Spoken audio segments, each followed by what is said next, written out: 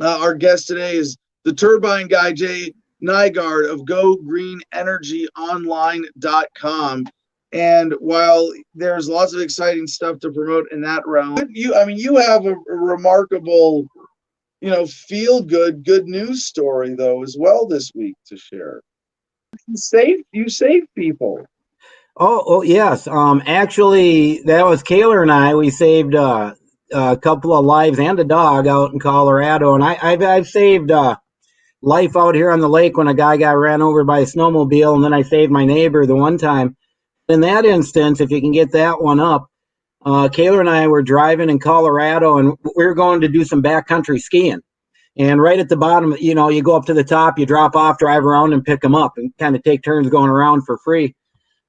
Bring everyone up in the truck. So, but anyways, we were coming around in a corner. I'm going, wow, this is a little icy. And, I got it back and I looked and there was a car in the ditch, a Blazer or something like that, or an Expedition. And Kaler said, Dad, stop. It's still running. So I slammed on the brakes and pulled over and we bolted out of the truck and he went way ahead of me. And I stopped and thought somebody better call the cops. So I turned around and saw some lady with her phone. So then, boom, I went and chased Kaler. Kaler, through waist to chest deep snow, was already down at the car and had the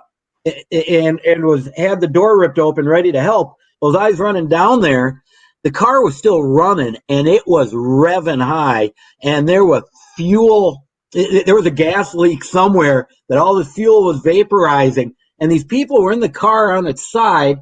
They let their seatbelts off, fell to the bottom side, which is the passenger side, and figured we better open a window and climb out. And as soon as they opened that window, the vehicle got flooded with this smoke, this gas fume smoke, and they were being overwhelmed. And Kaler and I, like I said, he ripped it. He ripped the door open. I got down there. We reached in and grabbed the lady and humped her up onto the bank. I think she got pushed by her husband. And then we reached down and pulled him out, and he was out of it. I mean, he was kind of dizzy and all this, and they were really ready to be overcome by the fumes. And then he looked at me and says, my dog's in there. So I'm like, shit. So I go running back, and I look down, and all I see are two eyes staring up at me out of the dark. And I'm like, you're going to have to come help me with this. I'm not sticking my arm in there. So he came over and we grabbed the dog and got it out. And then I got them into the truck. First thing I did when I was running down was yell, shut it off, shut it off. So they got the car shut off. So that wasn't happening anymore. But basically, if we hadn't have been down there so fast, they were being overcome by the fumes, and it very well could have blown up and started on fire. And so we ended up making a local newspaper. And so we saved those people and their dog. That's awesome. No, I've got some similar stories of being the first responder on the scene, and I know Kaler is how old is Kaler now? 28. Just that kind of guy who, like, I'm glad you didn't join the Marines, but you've got that what that they want is that helpful, just jump in, you see someone in need attitude, and I will say, like, it is $5 bucks for pups, right on. It is one of those good things that you get out of the military experience, of that teamwork, that team effort sense, and that sense of just, of taking charge of a situation. I see someone suffering, I'm gonna see something, I'm gonna do it. And just for everybody on the side of the road, you're lucky when there's someone like Kaler or Jay or me, or even one of the craziest stories I have with this was with Zach Foster, the one-armed man on a bus tour with me, where he's we come to a traffic jam on a freeway in Florida, and we thought it might be a Black Lives Matter protest at the time. And we just started walking, and we walk like half a mile through stalled traffic past thousands of people just sitting in their cars waiting for traffic to clear. And then we come to the scene of the accident, and there's still a guy with his head bleeding, not knowing what's going on, with his dog needing to be secured, and shit like that, where it's just like, no. And there are people in a row of cars at the front of this huge backup looking at the accident, Yeah. and because there are 3 or 4 cars involved, and there were a few people standing milling around fine. But it's like there's a car right over there with a dude who needs medical attention right now, and we were just able to reassure him and take care of his dog and get his dad on the phone and make sure that when the paramedics got there, they knew about his injuries and his medical situation. And it's just like, it's so easy to be that helpful first responder with just taking that attitude. 1054, not all heroes wear shades, but this one does indeed. All right, so you know what though, to the helping, the rescuing, there have been hundreds, if not thousands, probably hundreds of cases where people get sued for helping somebody, right? Like there's the whole liability thing, people you are try to help, discouraged and afraid. you do harm, unfortunately, and you're held accountable. So people have to be confident. There's not a It's good unfortunate. Samaritan You have law to, in every state. Some states have good Samaritan laws. Well, the where good you're not held Samaritan laws are accountable. compulsion to help, and that's not good either. Yeah. But as a social expectation, if that's manifest as a law, I'd rather them make not being helpful illegal than smoking pot illegal. I'm saying. And if a good Samaritan law, if a good Samaritan law can be that encouragement in a life-saving situation, okay, like if you're going to threaten people with the law, this is a pretty righteous use of it, right?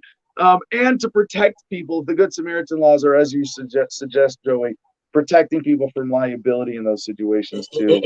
I got to say, the only person who would be thinking about the Good Samaritan law before doing something would be a lawyer.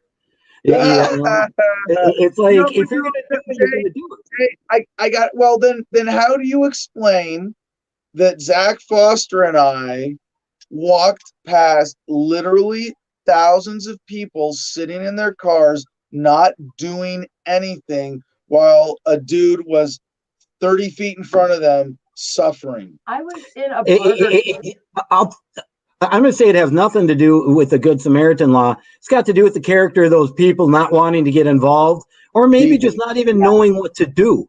And sometimes you don't have to know what to do. Maybe you just show up and someone says, "Here, hold on to this dog for a bit," or something. No, anytime there's a sickness in our culture that prevents our natural instinct to help from being fully expressed for I think it's a handful of reasons. And there is something I studied as an undergrad psychology student about the bystander effect, right? Yeah. By the way, if you're getting raped, Joey, I don't know if you heard this as practical advice. If you're getting raped, you don't yell rape, you yell fire. You yell fire. Yeah. People hear rape and they are less likely to respond because they think it doesn't concern them. And it's a dangerous situation where they might have to intervene. If they hear fire, neutral, enemy, we are all going to gang up on this thing and handle it, and we're going to put out the fire. And it's the same. There's some of that mentality. And if the other bystander effect is if multiple people are walking by in a crowd, one person is less likely to deviate from that crowd and be the one to intervene. And we need to train ourselves to not be victims of that mob mentality, groupthink, whatever, that prevents us from being helpful. I do think there is a fear of intervening in a situation like that, and part of it is people just not being confident. And yeah, it's huge. Hey, hold this dog so I can stop this bleeding. Yeah. And I use this as an analogy about libertarianism to those of us who are fighting the injustices of statism, to say, you don't need to be a fucking expert. Just stop what you're doing, pull over for a minute, get out of your fucking car and give us a hand. We just need hands to stop them. There are people suffering still because of government. We know. Just get out of your fucking car, join us, and get hands on. And when I think back to this incident in Florida with the one-armed man and thousands of bystanders, I go, what do we need to change in that? And you're right, it's deeper. I think the liability is a minor contributor to that. Somewhere in somebody's head, they're like, well, we paid government for this. Government's going to handle this. And if I'm going to, it's one more reason of bullshit rationalization for their laziness, for their bad decision to not be helpful. It's like, well, it might get in trouble too. And I see cops coming.